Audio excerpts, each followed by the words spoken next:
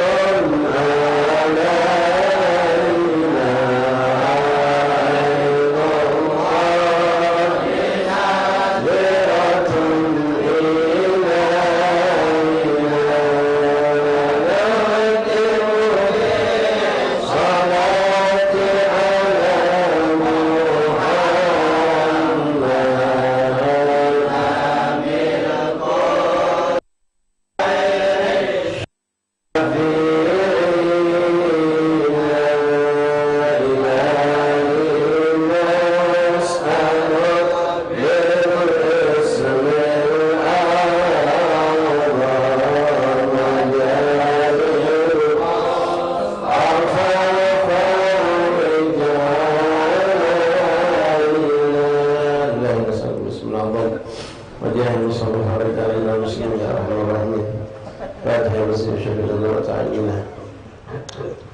سيدنا رسول الله محمد بن عبد الله صلى الله عليه وسلم أهل بيته وأزواجه وذريته وأنصاره وأصحابه وأحبابه أجمعين ثم إلى الله تعالى من شر الأرض المغربها بعد السوس سادات الأمر المغربي أهل المعلوم يهزمه أجمعين وعليكم المنافع مسلم المنافع مشايخ الحضر الأذكار الأوراق والرزاق والزمان السنوات أوعاد نجاة المجمعين سيد القراء كتبها وأوراد ومهزاب والزمات وصنوات الدعوة ونجاتهم لما أحد في مجلس الفرية وأوقاتنا سور صاحب الكتاب الإمام الحبيب محمد بن سلم عبد الله الحبشي وأبي وأم الشيخ وغير أصدقائه للتعليم المدني وما رسالة الحارس ومن الدار الحبيب الرحمن محمد المنور وأبي وأم الشيخ مشايخه وأقران أولاد ذريته من غيره العمل الأولى وصال ذل من نظرة الشهر برحمة رسول الجنة ورحمة علينا بركاتهم وأسرارهم وأنوارهم وعلمهم وأعمالهم من الآخرة الله بركة يكبرون ويستغني ويشكرون له ذي حاجة الدنيا والآخرة الله يرزقون والبواب من زكي أنفسنا أحسن حركة الله يغفر ذنوبنا فيما عملنا في سنة الماضية ويحفظنا فيما جاء من هذه السنة المباركة هذه سنة جديدة مباركة ممنوع الخير والفلاح والسرور والنجاح والفلاح لنا والمسلمين أجمعين إن الله يفعل المسلمين البلاء والباء والمسلمين الله والمطر ونسأل الله سنة جماعة الطيب وأبرد أيام الليل لنا وأحبابنا أجمعين الذين صالح جل وشر وغير ولهم وإلى حضرة النبي محمد صلى الله عليه وسلم الفاتحة بسم الله الرحمن الرحيم الحمد لله رب العالمين الرحمن الرحيم مالك يوم الدين إياك نعبد وإياك نستعين اهدنا الصراط المستقيم صراط الذين أنعمت عليهم غير المغضوب عليهم ولا الضالين آمين بسم الله الرحمن الرحيم الحمد لله رب العالمين حمدا يوافي نعمك كافي مزيد يا ربنا لك الحمد كما ينبغي لجلالك الكريم وعظيم سلطانك اللهم صل وسلم وبارك وكرم على سيدنا محمد مفتاح باب رحمة الله حمد ما فهم الله صلاة وسلام دائمين دائما كله وعلى آله وصحبه ومن والاه رب اشرح لي صدري ويسر لي أمري واحلل عقدة من لساني يفقهوا قولي رب زدنا علما ويقينا وارزقنا فهما اللهم ارزقنا فهم النبيين حفظ المرسلين إلحاقك يا حمالك المقربين سبحانك لا علم لنا إلا ما علمتنا إنك أنت العليم الحكيم وتب علينا يا رب إنك أنت التواب الرحيم واغفر لنا وارحمنا الراحمين وانصرنا على القوم الكافرين برحمتك يا ارحم الراحمين اللهم هذا منك بك واليك ولا حول ولا قوه الا بك وصلى الله على سيدنا محمد وعلى اله وصحبه وسلم الحمد لله رب العالمين. معاشر الحبايب احبابات حاضرين حضرات اخوان اخوات رحمكم الله جميعا مجلس تعليم ابو منور ليك جمال الحبيب العارف بالله حبيب البركه عبد الرحمن محمد المنور رحمكم الله. السلام عليكم ورحمه الله وبركاته. الحمد لله والحمد لله والحمد لله لك الحمد شكرا يا ربنا لك الحمد يا الله بشكر kepada Allah Subhanahu wa taala yang terus menjaga umur kita dalam sehat walafiat dan taat kepada Allah sehingga kita boleh bertemukan Allah dengan tahun baru Islam 1446 Hijriah 1 Muharram 1446 Hijriah. Maka kami mengucapkan kepada kita semua selamat menyambut tahun baru Islam 1446 Hijriah yang mudah-mudahan Allah jadikan tahun ini lebih berkah, lebih baik, lebih menguntungkan, lebih banyak kemudian lebih banyak kemudahan, lebih banyak segala keberuntungan bagi kita dan umat Islam pada umumnya, dan Allah jadikan tahun ini tahun nasr, pertolongan bagi umat Islam, berjuang untuk bisa menjadi jaya karena Allah, dimuliakan oleh Allah Subhanahu wa taala. Allah jadikan tahun ini insyaallah kita lebih banyak taat dan ibadah kepada Allah Subhanahu wa taala, dan mudah-mudahan apa yang kita lakukan pada tahun sudah lewat Allah ampunkan, Allah maafkan, Allah hilangkan dari catatan amal dosa kita, dan Allah maafkan segala kesalahan-kesalahan baik yang zahir ataupun yang batin yang terlintas dalam hati kita pun, dan dalam segala amal baik yang kita lakukan, segala amal saleh yang kita lakukan sepanjang tahun 1440 Hijriah menjadi amal yang makbul diterima oleh Allah Subhanahu wa taala, dan juga segala niat-niat saleh kita pun dicatat sebagai amal saleh di sisi Allah Subhanahu wa taala. Amin ya rabbal alamin. Rahmatullah, alhamdulillah. Kita sudah masuk pada hari ini, yaitu tepatnya hari yang kedua daripada bulan Muharram. Ya, berdasarkan apa yang kita pikirkan, apa yang sudah ditetapkan oleh pemerintah. Walaupun ada yang beda, ya kita talaklah, kita cari kita tetap malam Ahad adalah malam tahun baru Islam buat kita. Yang punya pendapat malam Senin silahkan. Nah, yang jelas tahun baru Islam kita sambut mudah-mudahan dengan semangat yang baru, dengan niat-niat salehah, dengan kita tadi melakukan sebelum muhasabah, mengoreksi diri kita dari kesalahan-kesalahan yang insyaallah tidak akan kita ulangi pada tahun yang saat ini kita jalani bersama.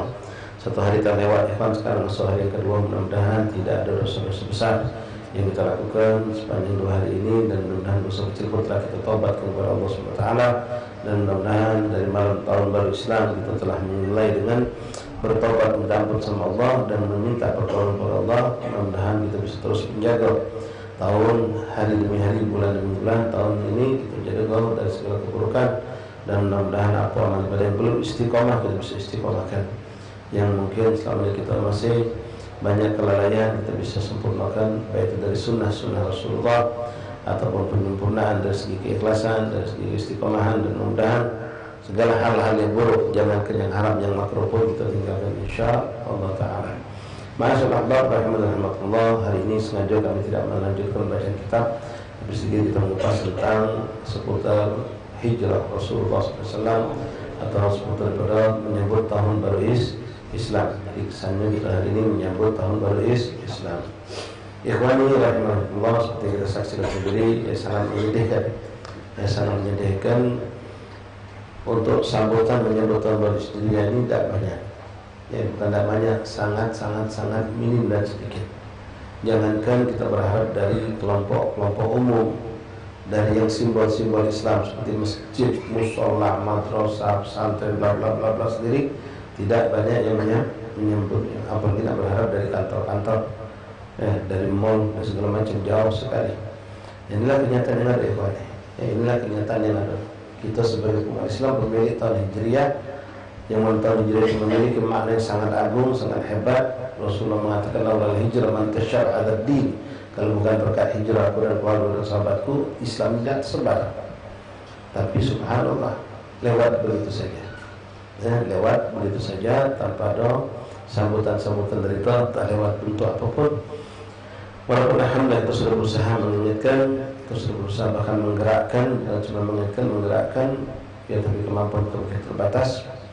Mudah-mudahan apa yang kita niatkan dinilai oleh Allah SWT, dan kita termasuk orang-orang yang dikategorikan man yu'adzim sya'airallah wa mutabul qulub, dan itu salah satu pencerminan adanya takwa di hati kita, peduli kita terhadap tahun Hijriah insyaallah taala. Ikhwan rahimakumullah, hijrah Rasulullah SAW dinisbahkan kepada tahun Islam, yang sebetulnya mungkin ini sekedar pengulangan. Kita semua sudah tahu kejadian hijrah Rasulullah SAW itu sendiri bukanlah di 1 Muharram. Kejadian hijrah Rasulullah tidak terjadi di tanggal 1 Muharram, bukan di bulan Muharram, tapi di bulan Rabiul Awal. Di bulan Rabiul Awal hijrahnya Rasulullah SAW, yang telah didahului oleh pembesar dan para sahabat, dan untuk Nabi sendiri beliau melakukannya bersama Sayyidina Abu Bakar Siddiq radhiyallahu anhu. Itu terjadi di bulan Muharram, tanggal awal bulan Rabiul Awal. Beliau melakukan itu di hari Senin, dan beliau pun sampai di hari Senin juga dari Yathrib sebelum menjadi kota Madinah. Adapun kenapa hijrah itu dijadikan patokan, karena dia diambil bukan dari tanggal atau bulan, tapi dari tahun hijrah Rasulullah. Jadi penanggalan tahun Islam, tahun pertama, tahun kedua, ketiga dan seterusnya, itu diambil dari tahun hijrah. Jadi bertepatan dengan tahun hijrah Rasulullah, bukan tanggal dan bulan hijrahnya Rasulullah SAW. Kalau kita bicara tentang masalah bid'ah, maka inilah bid'ah yang terbesar. Orang yang berkuat-kuat tentang bid'ah, dia juga memakai bid'ah ini. Apa itu tahun hijriah? Maka fi ahli Rasulullah wa fi ahli Abi Bakar Siddiq radhiyallahu anhu. Tahun hijriah itu belum ada di zaman Rasulullah, belum ada di zaman Sayyidina Abu Bakar Siddiq. Muncul di tahun hijriah di zaman Khalifah Sayyidina Umar bin Khattab radhiyallahu anhu. Ini bid'ah yang jelas-jelas. Kita ahli sunnah wal jamaah meyakini bid'ah itu ada bid'ah hasanah. Contoh paling besar bid'ah hasanah adalah adanya pembentukan tahun hijriah sebagai tahun Islam, sebagai tahun Islam milik umat Islam, bukan tahun Arab, bukan tanggal Arab. Ya, adapun bulan, penamaan hari itu sudah ada semenjak Allah ciptakan langit dan bumi. Ya, yang mulai Senin, Selasa, Rabu, Kamis, Jumat, Sabtu, Ahad. Itu sudah ada di zaman Allah ciptakan langit dan bumi, sudah ada. Bahkan bulan pun sudah diciptakan Allah. Sebutan bulan-bulan itu 12 bulan dalam setahun, itu sudah Allah adakan dari zaman sebelum Nabi Muhammad SAW. Ya, bahkan kita dalam juga akan menyebut hari Ashura, tanggal 10 Muharram. Sebelumnya adalah hari Tasu'a. Itu tanggal 9 10 Muharram jadi sejarah besar kehidupan banyak para anbiya dan mursalin, termasuk ya kejadian diantaranya Nabiullah Musa alaihissalam yang diselamatkan Allah dari kejaran Fir'aun. Itu terjadinya pada tanggal 10 Muharram. Oleh sebab itulah juga kita ini diperintahkan untuk menyambutnya. Saat Rasulullah hijrah ke kota Madinah, tibalah di saat itu bulan Muharram, ya hampir sudah berputar dari bulan awal sampai bulan Muharram. Rasulullah SAW menyaksikan orang-orang Yahudi yang ada di Madinah pada tanggal 9 bersibuk-sibuk ria untuk menyambut tanggal 10 dengan puasa. Dengan puasa. Maka Rasulullah SAW bertanya kepada mereka, ada apa kamu nak puasa besok tanggal 10 Muharram? Maka mereka menjawab, kami ingin berpuasa dengan mengapresiasikan atau menunjukkan tanda syukur kami kepada Allah yang dulu pada tanggal 10 Muharram menyelamatkan Nabiullah Musa alaihi salam dari kejaran Fir'aun. Maka Rasulullah mengatakan, nahnu aula bi akhi Musa minkum. Kami lebih utama, lebih berhak, lebih pantas untuk mensyukuri nikmat Allah yang ada pada Nabi Musa saat itu. Bukan kamu, kata Rasulullah. Walaupun mereka ngaku umat Nabi Musa, itu mereka mengkhianati apa yang datang dari Nabiullah Musa. Sementara kita manusia tidak pernah mengkhianati Nabiullah Musa alaihissalam. Kemudian untuk tanggal, untuk hari itu sudah ada di zaman dulu. Rasul mengatakan di antara tentang hari. Maksudnya Allah menciptakan langit dan bumi, Allah menciptakan dua Adam misalnya di hari Jumat. Khuliqa Adam yaumil Jumat, yaum khuliqa Adam alaihissalam. Jadi tahun-tahun itu dari dulu sudah ada.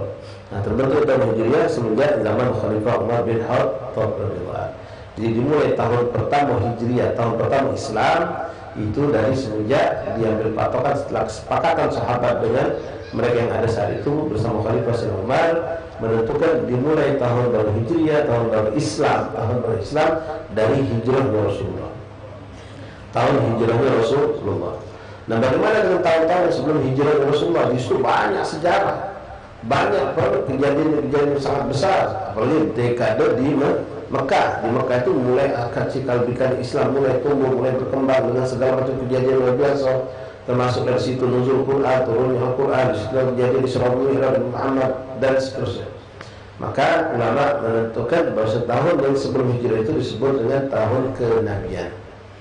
Tahun kenabian dihitung dari semenjak Rasul diangkat menjadi nabi, dihitunglah daripada tahun kenabian tersebut. Nah, lalu ada lagi kejadian kehidupan Rasulullah sebelum diangkat menjadi nabi.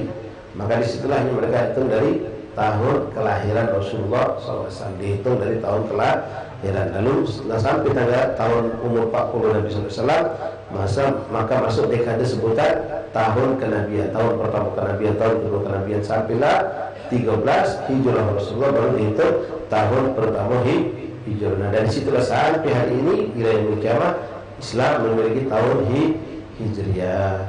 Ikhwan rahimakumullah, hijrah adalah kejadian sangat luar biasa yang mungkin kalau kita hidup bersama Rasulullah, Allah alam sanggupkah kita untuk menjalankannya. Karena suatu perjuangan pengorbanan yang teramat sangat luar biasa. Sampai hari ini pun kiasan orang-orang yang taubat-taubatan nasuha itu disebut dengan hijrah.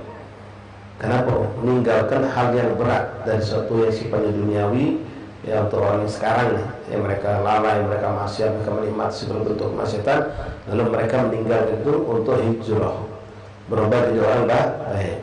Nah, hijrah yang dialami Rasulullah SAW dan para sahabat itu luar biasa. Ikhwanahullah, mereka lakukan laisa bitaklifi walakin biikhtiyari.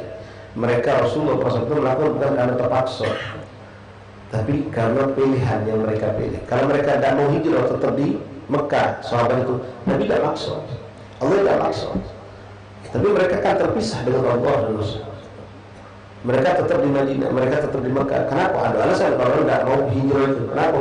Rumah mereka di Mekah, kebun mereka di Mekah, toko mereka di Mekah, ladang mereka di Mekah, ternak mereka di Mekah, semua kehidupan mereka semuanya di Mekah. Sementara kalau mau hijrah di sana mereka tidak punya apa-apa. La rumah, wala bustan, wala kebun, wala ternak, wala toko, tidak apa. Tidak kata apa. Sudah berada di sana numpang hidup. Mereka akan pindah ke Yathrib yang sebelumnya menjadi nama itu Yathrib sebenarnya, numpang hidup kepada orang-orang yang kita kenal dari Islam. Mereka Ansar, asli orang dari Madinah. Rumah tidak punya, toko lagi, ladang kebun tanah tidak punya. Sementara mereka memiliki itu semua di Mekah. Mereka harus tinggalkan semua ini untuk pindah memulai hidup baru dari nol lagi, hidup numpang tanpa benar dari mana masa depan mereka saat itu untuk urusan dunia. Tapi subhanallah, keimanan dan kecintaan mereka kepada Allah dan Rasul membuat mereka berani meninggalkan itu semua, dan mereka tak peduli apapun dunia mereka tinggalkan. Mereka berharap yang penting Allah wa Rasul ma'ana, kami bersama Allah dan Rasul. Dan bukan cuma pindah dari, mereka pun tahu resiko hijrah itu nyawa juga. Kalau mereka ketangkep oleh beliau hamba sahaya, du'afa, fuqara, masakin itu, kalau ketahuan mereka ketangkep, mereka bakal digitir, dibunuh. Jangankan mereka, hatta Rasulullah bersama Sayyidina Abu Bakar Siddiq radhiyallahu setelah beliau diselamatkan Allah keluar dari Gua Thur, selamat. Orang fakir, orang kafir Mekah sudah putus asa, tidak ada mereka mengejar Rasulullah. Mereka balik ke Mekah dan memvonis kalau mereka sudah gagal, tidak bisa nangkep Rasulullah. Dengan pertolongan Allah, perlindungan Allah, Rasul diselamatkan di Gua Thur dengan pertolongan Allah, bukan dijaga malaikat, bukan dijaga oleh singa yang besar atau makhluk-makhluk yang buas yang hebat menyerang Nabi, tapi Allah kirim dengan makhluk yang sangat lemah untuk melindungi Rasulullah sallallahu alaihi wasallam. Ini sistem berlaku sampai hari ini. Sampai detik ini banyak pejuang-pejuang itu dibantu perjuangan mereka, entah berjuang lewat dakwah, ya, lewat berjuang jihad, atau berjuang untuk mengislamkan suatu daerah, atau berjuang untuk mengislamkan orang Islam. Itu kadang-kadang yang bukan orang hebat, bukan modal-modal besar, tapi dengan recehan, dengan orang yang duafa, orang yang lemah. Karena dengan alat-alat yang sederhana mereka mampu berdakwah, bahkan menyebarkan Islam itu. Yang melindungi dengan izin Allah, melindungi Rasulullah, laba-laba yang begitu lemah. Kemudian burung merpati yang bertelur di depan gua itu. Singkat cerita, mereka tidak mengetahui dan meyakini kalau Nabi tidak ada di dalam itu. Mereka sendiri meyakini Nabi ada. Ketika naik ke pojok, telah tadi akal.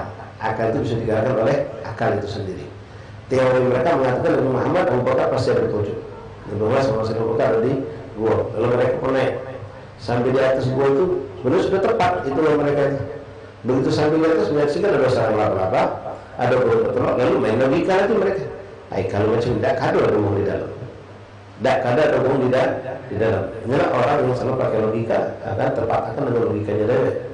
Ya, tapi kalau kita dengan keimanan, Allah bisa menolong seseorang dengan apapun yang Allah kirimkan. Boleh jadi dengan sesuatu yang sangat kecil, halus. Orang yang hebat itu bisa dijatuhkan oleh Allah Subhanahu Wa Taala.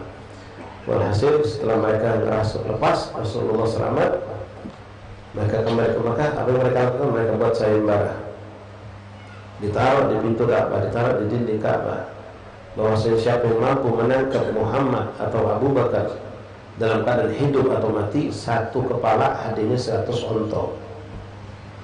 Satu kepala 100 onto. Siapa yang tidak kalah? Di antara mereka ada namanya Suroko. Suroko ini serako. Suroko ini 100 onto. Siko dua onto. Jadi orang kaya dia. Dan dipikir Rasulullah orang yang lemah. Saya nampakkan sedikit orang yang lemah. Dia mampu dan sanggup untuk nangkap keduanya. Dia pikir gampang urusan itu. Ya, dia kejar Rasulullah. Orang ketika dia keluar meninggalkan majelis di saat dia sedang duduk, maka beliau cari tahu apakah Rasulullah lewat mana. Dia orang yang sangat paham tentang padang pasir, dan dia seorang sangat mahir mengendarai kuda atau onta yang dimiliki kuda. Jadi dia tahu di mana Nabi lewat itu, di mana Nabi bakal berjalan. Ketika beliau keluar berjumpa dengan beberapa orang Makkah, dibahas katanya, nak kemana? Nak kemana? Dia tidak ngomong aku nak ngejar Muhammad, tidak galak. Kalau ada melot dia kaget bagi dua dia tak. Dia nak dewe anak nguasa, dikejarnya Rasulullah SAW. Singkat cerita dikejarnya. Padahal Rasul sudah lewat beberapa hari sampai dia dapatkan. Begitu dia menyaksikan ada Rasulullah, jelas Rasulullah SAW dan Sayyidina Abu Bakar Siddiq. Ada yang mengatakan di situ Abdullah bin Quraithah, seorang Yahudi yang disewa oleh Rasulullah untuk sebagai penunjuk jalan, masih bersama Rasulullah dan Sayyidina Abu Bakar. Ada yang mengatakan sudah ada lagi bersama Rasulullah. Ya, tinggal Rasulullah dan Sayyidina Abu Bakar, dia sebagai penunjuk jalan disewa oleh Rasulullah. untuk menuju jalan pintas yang bisa dipandang selamat. Ini siasat untuk selamat itu memang dianjurkan dalam syariat Islam, walaupun kita harus pakai orang Yahudi. Walaupun orang kafir itu gunakan sebagai petugas, tidak ada apa-apa, itu dilakukan oleh Rasulullah SAW. Abdullah bin Quraithah ini bukan Muslim, Yahudi, cuma dia dikenal orang sangat paham tentang para pasir. Nah, dia bersama Rasulullah sampai ke Siddiq radhiyallahu berjalan. Ini Suraqah itu, itu orang tidak tahu jejak, tapi dia tahu jejak. Onto kalau berjalan di padang pasir, itu pasti ada jejak. Apalagi kalau malam hembusan angin. Tapi halus sebenarnya ada deh onto berjalan, sikot atau kambing dengan onto. Itu bekas telapak kaki pasti nampak, pasti membekas. Nah, Rasulullah SAW waktu beliau mau jalan pun Rasulullah punya siasat, taktik, ya. Memang kadang-kadang orang yang punya ke politik baik, ya politik tak bisa itu ada memang, ya. Tapi jangan kita yang berpolitik bukan dengan cara Rasulullah, tapi yang katakan Rasul juga berpolitik, ya. Memang politik untuk ada sampai hari kiamat dalam Islam itu ada, siasat itu ada, ya. Cuma kadang-kadang kita yang salah berpolitik. Ya, sekarang partai politik sekarang banyak pernah ngaku ke mereka ya Rasulullah jauh tanya, ya Rasulullah berpolitik benar untuk memuji Allah, Rasul tujuannya Allah.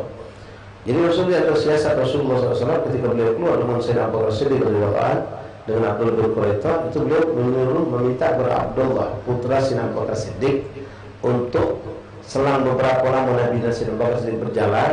Abdullah putra Sayyidina Abu Bakar Siddiq ini disuruh untuk mengembala kambing, mawar kambing puluhan jumlahnya, melewati bekas telapak onto kaki Rasulullah, telapak kaki onto Rasulullah SAW, untuk dijejak, sehingga yang ada tersisa cuma bekas telapak kaki kambing, sehingga orang kafir yang kok Rasulullah dah lewat sini, ini bekas telapak kaki kambing. Nah, ini siasat politik untuk mencari keselamatan ada dalam syariat Islam.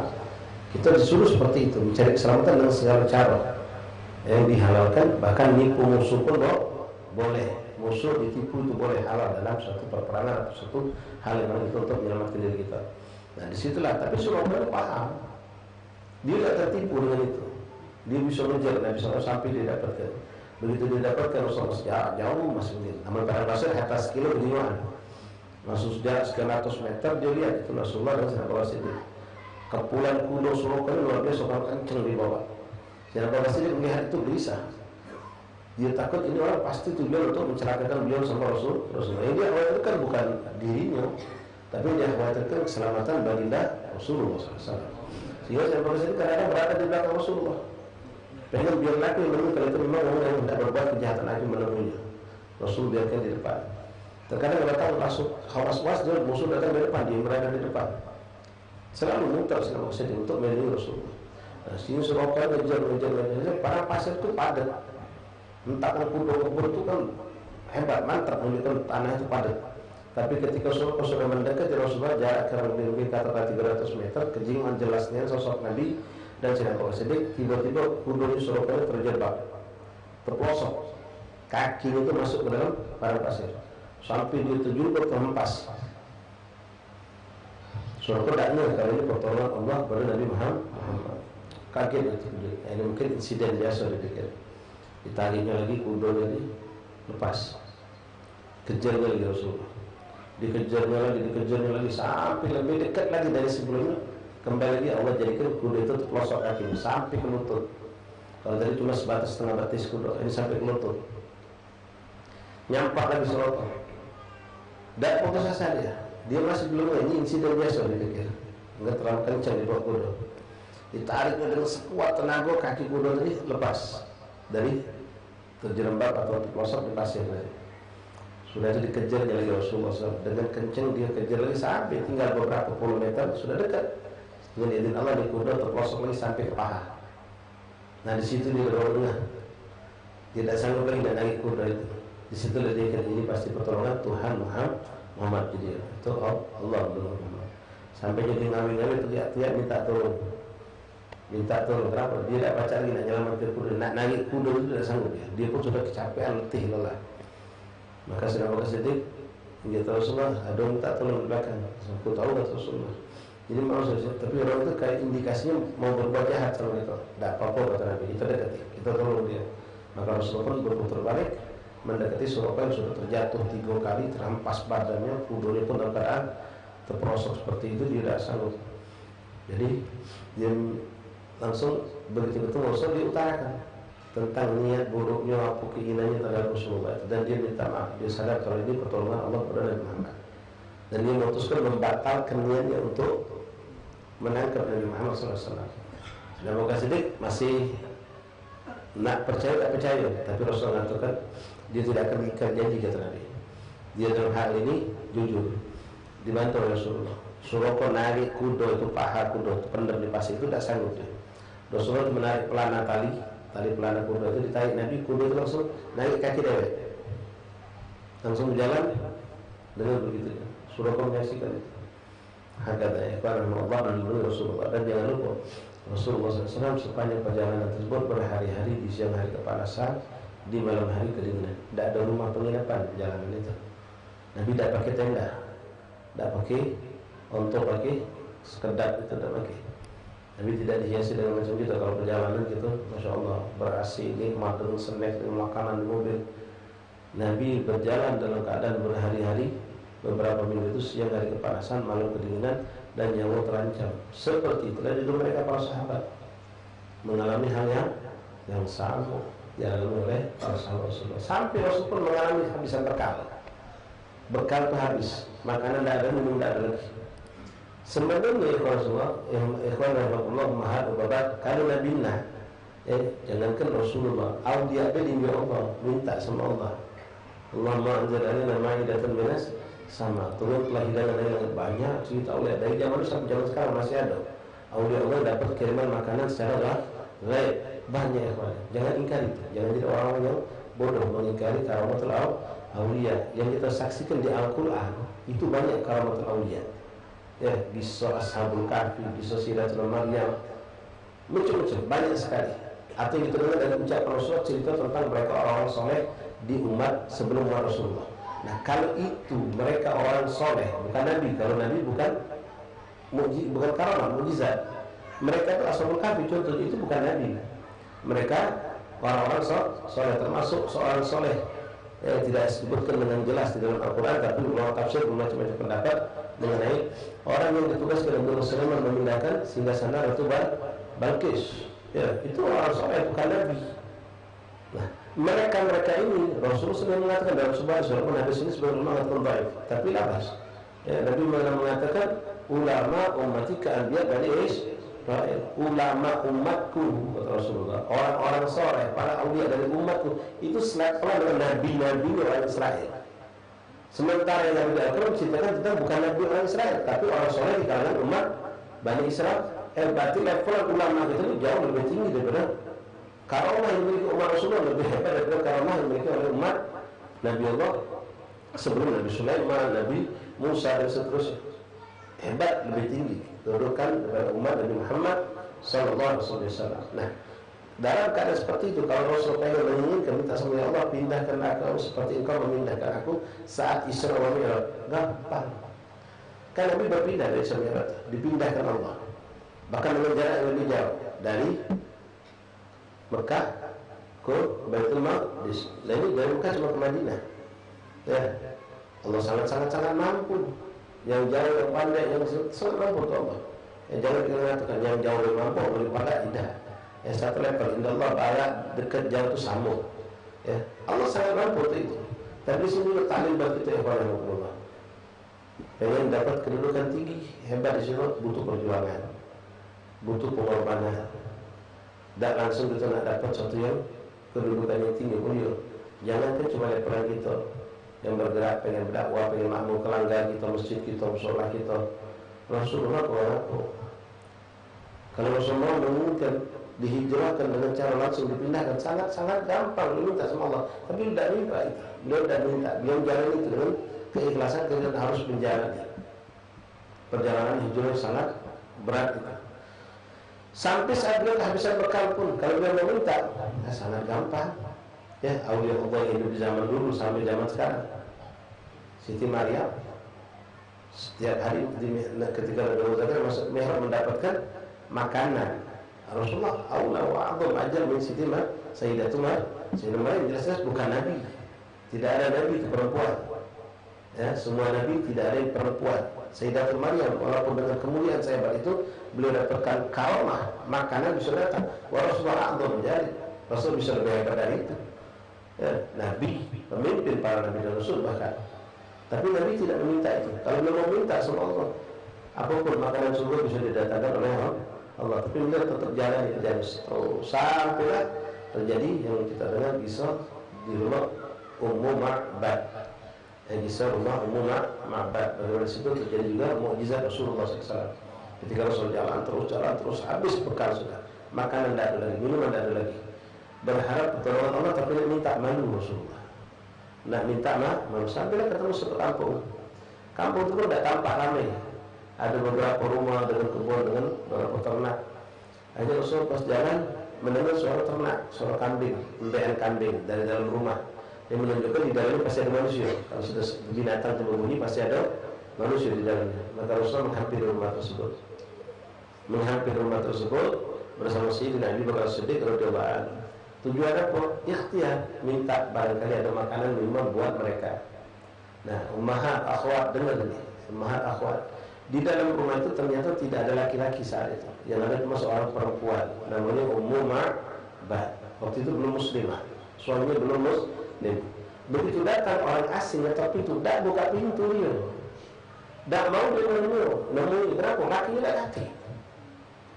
Tak mau dia menemui laki-laki itu. Walaupun dia belum tahu itu Rasulullah. Itu saya Bakar Siddiq. Dia punya harga diri, dia punya amanah. Lakiku tak kaki dulu, aku tak bisa mempersilakan kalian masuk ke dalam rumah. Ini tanamkan sama anak bini kita. Jangan kita dipaksakan anak bini kita lima tamu masuk di rumah. Kelakar panjang lebar, habis ditambahin pulau. Ya, temu di depan. Kalau darurat harus ada hal yang harus dijelaskan, misalnya baik Pak RT ini datang masuk, buka ke pintu, jangan dilapatkan. Pintu bukakan, biar beliau kacak-kacak pulau di dalam. Ini syariat, bukan kebencian. Ini kadang-kadang sebenarnya lebih menyimpang sedikit, kadang-kadang lebih menyedihkan. Ada budak lanang ngapel anak kita duduk depan rumah. Kita benar-benar bilik. Apa dia budak dua tu kita tak tahu. Pintu dikunci dari luar, budak dia berdua. Ada adik budak yang ada depan malam jangan ada tamu. Jadi tunjuk peluangnya budak untuk melakukan hal-hal yang buruk. Na'udzubillah dari. Tak boleh seperti itu. Balik kita Ummu Ma'bad tadi. Begitu datang Rasulullah SAW, Abu Bakar Siddiq ngetok pintu, dia bertanya, siapa kamu? Jelas Rasulullah, kami dua orang pengembara, istilah bahasa kita yang sedang dalam perjalanan mau ke Yathrib. Kami kehabisan bekal, kami butuh makan untuk minuman. Barangkali kau memiliki makanan dan minuman untuk kami. Maka seperempuan minta maaf, aku tidak bisa mengizinkan kau masuk rumah pertama. Kedua, tidak ada sesuatu makan minuman ini. Kami sedang kehabisan bekal ibu. Suamiku sedang ke Mekah untuk membeli makanan di pedagang dan dia pulang besok bawa makanan. Mungkin besok atau lusa baru datang. Sudah dengar itu Rasulullah SAW berkata, tadi kami dengar ada seorang kambing. Barangkali kambing itu punya susu. Oh, itu kambing kecil. Memang kambing kecilnya. Bukan macam sekarang ini. Kalau itu bukan tak cari alasan apa tidak. Maka ngomong itu wahai orang asing, itu kambing ada tapi masih kecil. Kambing yang masih kecil belum ada susunya. Maka Sayyidina Bakar Siddiq menyampaikan kepada Rasulullah, kambing itu memang ada, tapi kambingnya kecil. Belum ada susunya. Kata Rasul minta izin sama dia, kalau dia izinkan aku nak mengas susu dia. Sayyidina Bakar Siddiq nyampe bingung, mak mana ini nak mengas susu. Akhirnya dia penasaran, dijintiknya. Tapi ini Allah SWT. Dua sosok agama manusia, muka terang bagaikan bulan purnama, tidak ada satu kebohongan dalam wajah Rasulullah tersebut, sedikit itu tidak ada. Begitu diminta nengok muka Rasulullah, begitu indah, begitu terang, begitu teduh, langsung tertanam dalam hati cinta dan yakin sepenuhnya kali ini tidak mungkin jahat. Ini pasti baik, bahkan luar biasa Rasul. Terbuka hati yang dulu, langsung sudah kalau macam itu akan keluarkan kambing tadi. Kalau kita nengok gaya yang serem, mungkin ini indikasi nak maling, si kambing keluar orang lagi. Tidak. Dia yakin, nengok hati, nengok muka Rasulullah, dia melihat jual Sayyidina Bakar Siddiq, langsung hatinya tenang, adem, dan dia yakin ini bukan jahat. Maka dikeluarkan kambing tadi, anak kambing tadi, begitu sudah keluarkan kepada Rasulullah. Rasulullah SAW minta ke wadah. Minta ke wadah untuk nampung susu tadi. Tambah minum, mau apa? Manuk pulau ini. kambing kecil makin mau susu tak wadah tentu ya. Nah disitulah Rasulullah mulai membaca Bismillah, memulai senam bekas megang. Dalam dialog itu senam bekas sendiri selalu mengatakan ya Rasulullah, ya Rasulullah, menyebut nama Nabi dengan ya Rasulullah. Rasulullah menyebut nama sahabat dengan ya Abu Bakar, ya Abu Bakar. Ini terekam ya dia. Jangan dia tahu sikap namanya Rasulullah, panggilan sikap Abu Bakar. Dia minta. Begitu dinyaksikan terkejut, gemetar, terpecut pasti sambil campur dengan kegembiraan yang biasa. Dia saksikan dengan mata perang kalau selama susu itu sambil membaca susu itu kencang, subhanallah, bentuk susu luar biasa. Saudara Nabi Muhammad, mukjizat Rasulullah. Wasilahnya butuh gitu ya. Kalau Nabi mau dikasih susu langsung jadi pacar, tapi kalau ada ikhtiar. Rezeki kita sudah ditentukan Allah, tapi kalau kita berikhtiar. Kalau aku langsung duit langsung harus tembok di kantor pacar, balik ke rumah tidak langsung pacar. Tapi kalau kita berikhtiar. Dan Nabi SAW ketika melakukan itu beliau berzikir menyebut nama Allah. Mau apa pun mendengar itu. Begitu selesai peras, selesai Nabi minta izin lagi. Izinkan tak kami dan minum susu ini. Atau mau apa itu susu punya kamu. Kambing aku tidak punya susu, itu keberkahan kau. Sambil ngomong Allah, ada rujul mubah, ini laki-laki penuh berkah. Singkat cerita Nabi pun ngambil bagian, saya bukan ambil bagian minum. Lalu disisakan cukup banyak. Nah ini buat kau dan suamimu. Buat kau dan suamimu. Maka Rasulullah pun melanjutkan perjalanan yang saya nampak sedih. Besoknya suaminya baru datang. Semua itu susu tidak ada kerusakan sama sekali. Begitu suaminya datang dengan gemetar, dengan gembira campur jadi sikap. Dia tidak satu menyampaikan kepada suami tentang kedatangan orang tamu yang penuh dengan keajaiban. Maka suaminya nanya, siapa laki-laki itu? Aku tidak kenal, cuma aku dengar sikap nyebut nama yang luar biasa hebat, tercakap hebat luar biasa itu dengan ya Rasulullah. Dengan itu suami terus yang sikapnya Abu Bakar. Iya. Wallahi mereka dulu sedang disembarkan di Mekah sana.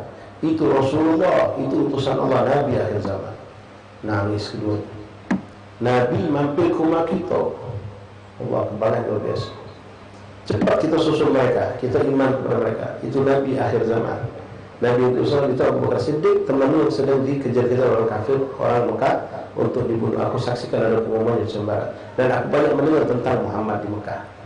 Maka mereka pun mengejar Rasulullah SAW dengan suami istri ngejar. Subhanallah, sampai mereka ketemu Rasulullah sebelum Rasulullah sampai ke Madinah. Begitu sampai mereka pun langsung beriman kepada Rasulullah SAW, mengikrarkan Islamnya, lalu minta izin melok hijrah. Kata Nabi, jangan. Kalau ini keluar dalam keadaan tidak ada persiapan, kau baliklah dulu, kata Rasulullah. Jiwa sendiri jun ke rumah kau, uruslah segala harta milik kau. Nanti kalau kau sudah dengar aku sudah mantap di kota Madinah, Rasulullah dia sering, maka hijrahlah kalian. Sallallahu alaihi wasallam. Ini hijrah itu luar biasa. Nah, dalam peristiwa ini kita dapatkan banyak kejadian, banyak cerita dan banyak juga hadis-hadis Rasulullah. Kalau Quran itu namanya asbabun nuzul, kalau hadis itu namanya asbabul wurud. Nah, ada satu hadis yang sangat-sangat hebat dalam syariat Islam, jadi pokok daripada kebanyakan hukum syariat Islam. Muncul hadis tentang nasihat dari Rasulullah untuk kita meluruskan niat. Hadis ini sangat-sangat tidak asing buat kita. Bahkan kebanyakan ulama itu memulai kitab mereka dengan hadis ini. Diawali dengan hadis ini. Apa itu hadisnya? Qala Rasulullah SAW, innamal a'malu binniyat wa innamal likulli imri'in ma nawa. Faman kana hijratuhu lidunya yusibuha aw imra'atin yankihuha fa hijratuhu ila ma hajara ilaih. Man kana hijratuhu lidunya yusibuha aw imra'atin fa hijratuhu ilaih. Idza man kana hijratuhu ila Allah wa rasulihi fa hijratuhu ila Allah wa rasulihi. Maksudnya kan sesungguhnya innamal a'malu binniyat, setiap amal ibadah itu, segala amal perbuatan kita tergantung niat. Siapa niatnya karena Allah dan Rasul, fa hijratuhu ila Allah wa rasulihi. Memang saat itu kalimat yang terucap adalah hijrah, tapi niat ini masuk semua cabang bagian agama Islam ini. Bahkan Imam Syafi'i radhiyallahu anhu mengatakan, aku keluarkan 70 cabang ilmu lewat satu hadis ini. 70 ilmu syariat masuk ke dalam hadis ini. Ya, hampir semua ibadah kita berhubungan dengan niat, ada syaratnya, ada rukunnya, tidak sembarang niat itu. Nah, ikhwan rahimakumullah, ini ada sebab urutnya, sebab urut. Jadi ketika Rasulullah SAW berhijrah, nyuruh sahabat hijrah, mereka mulai berbondong-bondong hijrah. Tidak ada satupun sahabat ini tidak mau hijrah sebetulnya, tidak ada. Cuma ada yang manusiawi, kadang-kadang merasa berat, sudah semangat nak jalan, pas terkenal nyingok toko, nyingok kebun, nyingok tergenak, lalu terbayang di sana dia kata apa-apa, masih mikir mak mano kaget di sana, mak mano kaget di sana, mau hijrah. Ya, itu ada seorang sahabat itu saudagar di Mekah itu. Dia punya toko, dia punya dagangan yang maju, dia punya usaha, dia punya rumah, punya ternak, punya kebun. Jadi setiap dia nak pergi, dia berangkat pengen semangat ibadah. Tapi ketika teringat dengan hartanya, mikir lagi dia di sana aku mak malu, aku gawat, tak kado. Aku di sana nak mulai dari nol lagi, alat sabun, bla bla mikir. Tertunda. Dia tidak mengatakan tidak mau tidak, cuma tertunda. Sampai subhanallah sudah mau sahabat hijrah dia belum. Ada seorang yang dekat juga sama dia sudah nyampe dulu di Yathrib sana. Pas sampai di sana ternyata dia punya kawan, Ponco, CS, begitu nih jaringan bisnis. Orang Madinah. Nah, ketemu katakanlah yang ini yang di Mekah dulu jadi si A, yang di Madinah si B. Nah ada sekali si C ini orang Mekah juga hijrah. Begitu si C datang, si B nanya, mana si A? Nah aku belum hijrah. Kata si B jelaskan sama si B, si C jelaskan sama si B. Yang hadir itu perhatikan berat. Nah hijrah, karena aku pernah duduk sama dia mikirkan kalau dia sampai di Madinah ini nak jadi apa. Usaha dia banyak di Mekah akan lepas karena dan dia tidak punya apa-apa di Mekah ini. Di Madinah ini. Toko tak punya, usaha tak punya, modal tak punya. Si B dengar si C jelaskan tentang si A macam itu, langsung ghirahnya muncul. Itulah Ansar. Kalau itu sebabnya, sampaikan sama dia di surat. Datanglah kau ke Yathrib, toko aku siapkan dengan segala isinya. Dagangan yang kau bayar bisnisnya sudah aku siapkan. Kau bakal langsung jadi orang punya usaha, jadi pengusaha bakal langsung bisa jadi kembali kaya di Yathrib. Singkat cerita sampai risalahnya. Begitu dibaca dari kawannya isinya itu langsung besok aku harus berangkat. Besok harus berangkat ke udah lepas nih harta di Mekah. Ngaku sudah ada dunia yang baca dia dapatkan di Madinah dan disediakan oleh sahabat yang tadi, si B tadi. Berangkat. Sudah nak berangkat. Dah berangkat lagi sampai tadi ke Madinah, di Yathrib. Ada sikap lagi mirip. Ya, seorang sahabat cinta Nabi besok. Tapi manusia dia ini saat sebelum ada perintah hijrah sedang pengen baru meminang seorang perempuan muslimah, soleha, jamilah, ada berapa sama dia. Jadi dia pengen menikahi. Begitu datang perintah hijrah, pengen hijrah dia. Tapi pas nolak ke belakang, betina ini sama Pak Emak ini belum hijrah. Ini berpikir kalau hijrah dulu, boleh tidak hijrah lepas. Jadi nunggulah ngawal. Pokoknya kalau si pula nak hijrah, aku hijrah dia. Jadi memandang dari kesolehannya, kalau baik-baik cinta, karena Islam, bukan cuma dengan hawa nafsu. Subhanallah, tiap hari dipantau rumah sepulang. Uji kita kalau nyok lampu masih tegang, masih ada nyantai aja. Pokoknya dia benar-benar begitu fulan hijrah, aku akan hijrah. Sampai suatu malam, subhanallah, si fulan dan abadnya dari rumah keluarganya hijrah. Dia tak tahu malam. Kebanyakan mereka hijrah di malam hari dan tak ketahuan musuh. Termasuk Rasulullah. Rasulullah hijrah di malam hari. Jadi siasat untuk menjadi sama itu suatu yang disyariatkan dalam Islam. Apa yang bisa kita lakukan? Bahkan menipu musuh itu dihalalkan. Nah, jadi sudah hijrah pagi-pagi si pulang ini orang ucapnya sepi kan. Nanyalah sama orang masih itu, no kau di bahasa itu, no kau colongan, laju semalam, benar, benar mahal di sahabat.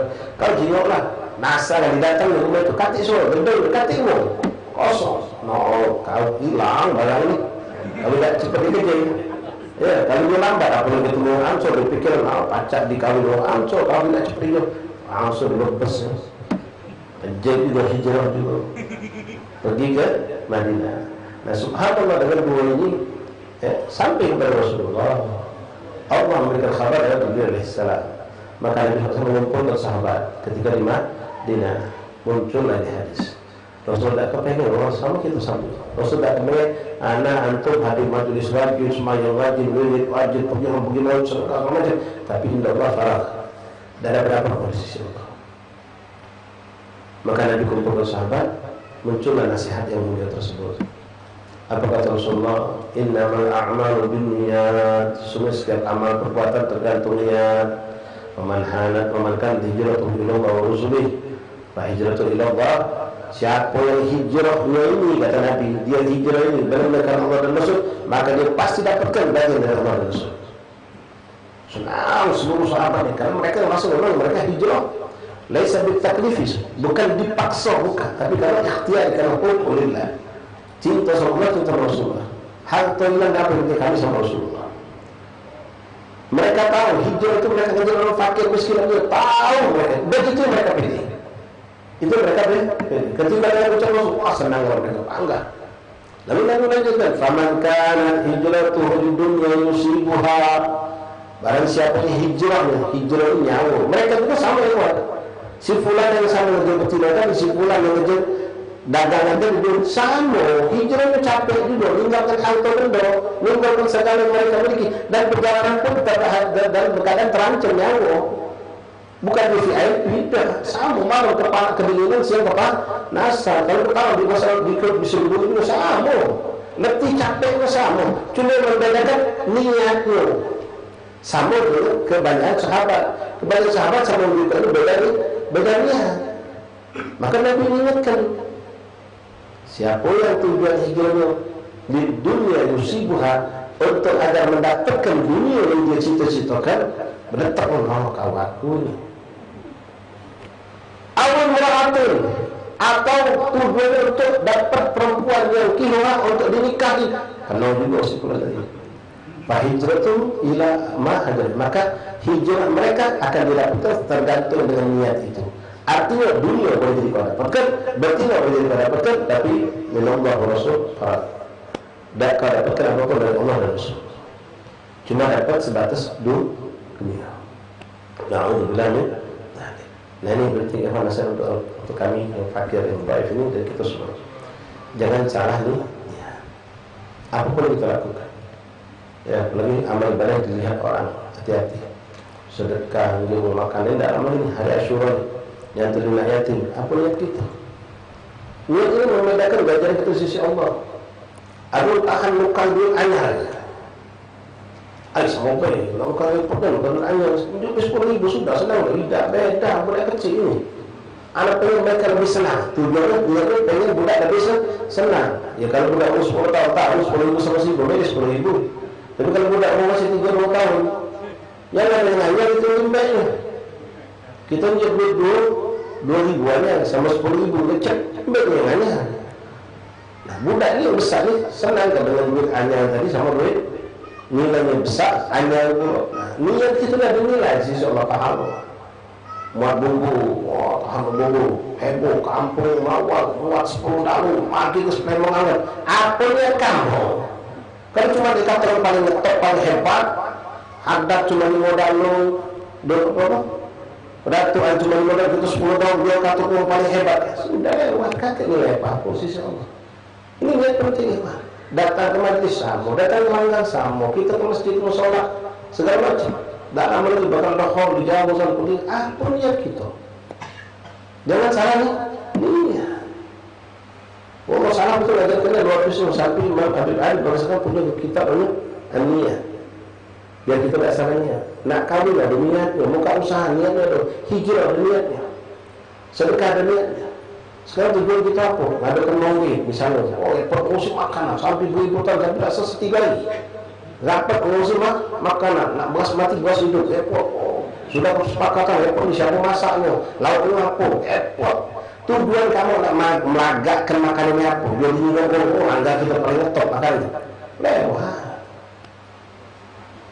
Tak dapat apa-apa kecuali untuk kebanggaan. Pas besok lalu sebelah ada sama kita. Jadi kebanggaan ya sudah ada apa-apa. Niat ini penting ya. Berapa banyak orang yang casing yang akhirat, ibadah tapi niatnya dunia, khabith, bodoh, dibenci oleh Allah. Dan dapat apa-apa. Bahkan Allah murka kepadanya. Iya. Ada sebaliknya, orang itu casing dunia, berdagang entah di kantor, di pasar atau jadi kuli atau apa, tapi niatnya akhirat, maka dia beribadah di sisi Allah. Yang ini ngejar dunia walaupun dengan berkasing akhirat, yang ini ngejar akhirat. Ya. Macam na'udzubillah min dzalik, ini na'udzubillah min dzalik, mudah-mudahan tidak terjadi pada siapa di antara kita. Ada seorang ulama dekat dengan orang kaya yang baru hijrah. Wong kaya yang baru hijrah ini Masya Allah demen sama Ustaz tadi. Wong kaya itu pengen dekat sama Ustaz, dia dapat ilmu, dapat berkah, bisa dekat sama Allah, dia bahkan sampai pengen mimpi Rasulullah. Sementara Ustaz dekat sama dia pengen dapat harta dia. Wong berbalik orang. Ini dapat na'udzubillah min dzalik, kotoran binatang yang itu dapat emas atau di sisi Allah. Niat tergantung. Dohirnya sama kalau kita datang lagi sini, sama kalau kita lagi. Tapi niat kita tergantung masing-masing. Ummahat ada yang hari ini ngawak tas, sudah tergawak tahan balik lagi buka tas ngapo baru hijau tidak seragam sama kerudung, tahan nanti. La ilaha illallah. Ya. Kita nak kelanggar mesti sudah pakai baju, pas pakai baju angin ngembus, benar sebab. Alhamdulillah, cium bau lidah dari malu aku dilanggar. Ya, bini kita malu, dunia kalau bau sudah ada 3 kali tilang, kau untung kalau aku malu kita pacak. Nanti baru-baru, niatnya apa? Kalau manusia manusia bukan takdiman, kalau pengen menghadap Allah, sholat, bagi-bagi tidak bukan. Tidak dapat apa-apa. Niat ikhwan, ya nunjuk asuhah dan niat masalah asuhah. Kadang-kadang, masya Allah macam-macam, bentuk kedutaan banyak, tapi niatnya apa? Biar dijual Allah, biar dipuji-puji Allah. Ya, di zaman Rasulullah SAW sering kami sampaikan, subhanallah Rasulullah, ada seorang laki-laki lewat di hadapan Rasul sama sahabat saya duduk. Orang keker, hebat, besar, tinggi, stegek bahasa kita, manggung barang. Dengan lagi lewat lagi, ngawak barang lain lagi. Dengan lagi lewat lagi, ngawak barang lagi. Dan tidak nampak dia lapet, letih, capek tidak nampak, gagah terus. Sampai seorang sahabat meletup, ya Rasulullah, wong model macam ini. Wih, kalau melok berjihad, pakem. Nabi SAW senyum. Apa kata Rasulullah? Dia itu kata Nabi SAW. Dengan apa yang kamu saksikan, dengan tenaganya, jerih payahnya, memanggul barang untuk nyari rezeki. Kalau niatnya agar tidak jadi peminta-minta, maka dia sedang berjihad di sisi Allah. Saudara, wah macam itu kata Rasulullah. Dengan keadaan dunia jelas, manggul barang, capek, tidak dia lakukan dengan segala usaha dari tujuannya untuk mencari rezeki yang halal buat anak bininya. Dia sedang berjihad kata Rasulullah. Sebutkan beberapa contoh-contoh. Jadi tergantung nih niat tadi. Ada yang memakmurkan masjid, ada yang mencari kemakmuran di masjid, ada yang memakmurkan musola, ada juga mencari kemakmuran dari musola. Banyak yang kita ambil, tahu. Bukan berzikirnya, bukan apa tahu. Nanti bro, malam dua, ketiga, malam kedua, ayo kaget belah. Apa malam 3 berawal lagi? Langsung Allah hina tahu ini. Ya. Ada orang yang memakmurkan majelis, ada yang mencari kemakmuran dari majelis. Alhamdulillah. Ada yang pergi hall, memakmurkan hall. Musyiar, ada yang mencari kemakmuran. Alhamdulillah. Siapa yang dia sedang melakukan satu ketaatan kepada Allah, tapi niatnya dunia, maka dia akan mendapatkan dunia itu, dia akan hina di hadapan Allah. Tapi bagi orang yang dunia kesannya, gawinya, tapi dia niatkan untuk akhirat, maka dia dapat pahala. Ya. Ini mungkin sering jadi contoh. Ada kita punya kawan ya kan, itu kerja di PLN, bagian dia bagian manjat tower, nyambung pada kerusakan itu dalam keadaan tegangan ribuan watt itu tanpa boleh mati. Luar biasa risikonya. Alhamdulillah dia duduk di majelis, dia selalu bertanya, diniatkannya, ya Allah aku bergawe di PLN ini demi memberikan penerangan untuk umat Islam yang beribadah di malam hari, agar mereka bisa sholat, bisa ngaji, bisa apa. Kebutuhan umat ya. Dunia sudah, tidak usah dihitung sudah berapa banyak dia. Dunia tidak, tapi akhirat juga banyak sekali, luas panjang kalau kita cerita tentang masalah niat ini. Ya, sampai hal-hal yang mubah itu bisa menjadi ibadah kalau kita pasang niat yang soleh. Antum mandi, antum sikat gigi, ada niat tidak? Karena katanya niat lewat, tidak ada beda kita semua kafir, tidak ada beda kita semua fasik. Kita terdapat niat kita. Makan ini kita harusnya ada niat kan, kalau tidak niat keren. Tapi kalau kita niatkan untuk taat, untuk ibadah, semoga tanda syukur untuk Allah. Ya, kita tidur malam dengan niat itu, makan dengan niat itu, niat seluruh baik beribadah, maka kita akan dapatkan. Ente punya 10 niat, kawan punya 5, ada punya 7, tergantung niat. Innamal a'malu bikulli imri'in ma, tergantung niat masing-masing. Kalau tanpa niat, ya sudah. Ini seperti majelis, pasti dapat kebaikan banyak. Tapi ada orang dengan sengaja niat, anak-anak pucuk, ada apa ngapa orang pengen berberkah rumah Habib Tuhan, dapat. Sengaja didatang cepat dulu juga itu. Anak berapa biar bisa dengar wajah Habib itu, biar bisa salaman. Niat anak datang majelis biar musofa sama ustaz, sama Habib, sama kawan-kawan. Kalau setiap musofa itu berkahnya ada, ya, masyhadnya itu luas. Ya mungkin maaf, ada di antara kawan kita datang sini memang sengaja pengen ketemu kami, karena dia yakin kami sama dengan dia lagi. Kami sama seorang soleh. Alhamdulillah kami salaman. Jadi pengen dapat berkah guru tadi, Habib Ragib tadi lewat wasilah kami ini. Kami cuma wasilah. Nah itu niat, ya, dengan masyhad dan muncul niat solehah tadi. Dengan niat ini penting. Niatkan. Antum bawa motor, niatkan. Katik penumpang, kalau ada ketemu kawan di jalan yang sama tujuan ke majlis, nak wajah. Sampai di sini katik penumpang dapat sudah dapat paham, walaupun belum terlalu. Ingat waktu itu cukup sampai sini, insyaallah terpanjang mau saya kita lanjut lagi. Teman-teman kami sampaikan bahwasanya majelis untuk malam ini ada di Lawang Kidul insyaallah, dan untuk besok dan lusa majelis diliburkan. Untuk besok ya, di Kampung Muaro pada isyanya, kemudian hari Rabu yang sampai di Waspada, dan malamnya di Sarkin diliburkan. Ya, insyaallah kami ada niat mau safar ke Bangil, mau takziah kita dalwah dan majelis juga. Doa selamat afiat, balik bawa segala kebaikan keberkahan. Insyaallah taala kita ketemu kapan lagi. Tidak ada halangan majelis ma'alimna malam Sabtu pada maghrib. Ya, Sabtu pada maghrib majelis 2 mingguan di rumah ma'alimna, isya di satu fik, dan malam Ahad insyaallah zikir ziarah. Malam Ahad insyaallah zikir ziarah. Nanti mungkin malam Rabunya Datuk Agir, malam Kamisnya di Telaga Sudat insyaallah taala. Disediakan bersama sekali selamat tahun baru, beberapa tahun yang menjadi berkah untuk kita. Apapun kebaikan kita lakukan pada tahun yang lewat, menjadi amal yang makbul sisi Allah. Segala kesalahan kehilapan yang berkah Allah Subhanahu Wa Taala. Mudah-mudahan kita selalu ditolong Allah niat salat segala amal ibadah kita, sehingga tidak ada suatu ibadah menjadi suatu dosa, dan tidak ada suatu yang mubah menjadi ibadah sisi Allah Subhanahu Wa Taala. Amin ya rabbal alamin. Wallahu a'lam bissawab. Bismillahirrahmanirrahim. Alhamdulillahirabbil alamin. Allahumma shalli wa sallim ala sayyidina Muhammadin wa ala ali sayyidina Muhammad. Ya Rabbana tarafna bi annana tarafna wa annana asrafna ala ladha asrafna fatub alayna tawba wasir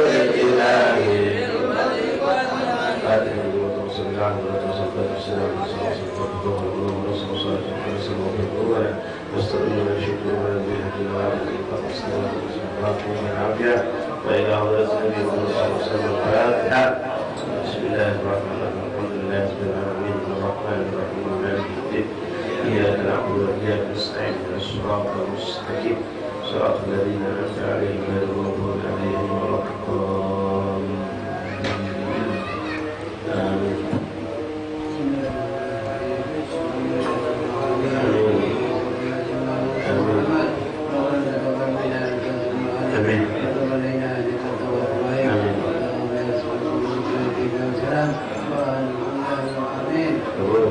Bapak sekali menegaskan untuk masalah tanggal hijriah yang sudah dimulai hari Ahad, ya hari Senin itu mantap dari Ahad. Dan nanti tidak ada repot lagi di Asyura, ini ribut lagi di Asyura. Yang Ahad sudah Ahad. Ya, dari itu kan malam tahun berislam kemarin pada malam Ahad 1 Muharram. Kalau ada yang ngomong hari ini 1 Muharram, ya, silakan. Itu mantap lagi pas Asyura ada saya repot. Saya tidak bagi buku besok. Ya, tidak puasa besok atau sudah kemarin. Ada satu pegangan apa yang sudah ditentu oleh pemerintah. Walaupun ormas Islam yang mengatakan hari ini ya kita berpegang dengan apa yang sudah ditentu oleh pemerintah. Allah akan bis.